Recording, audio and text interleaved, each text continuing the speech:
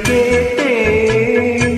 வண்ண கனவே வட்ட நிலவே என்ன என்ன இன்பம் தரும் வண்ணம் கொண்ட கற்பனையே சாமி கிட்ட சொல்லி வச்சு சேர்ந்ததிந்த செல்ல கிளியே.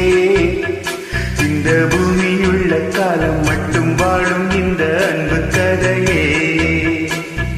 முத்துமணியே பட்டு துணியே ரத்தினமும் முத்தினமும் சேர்ந்து வந்த சித்திரமே சாமி கிட்ட சொல்லி வச்சு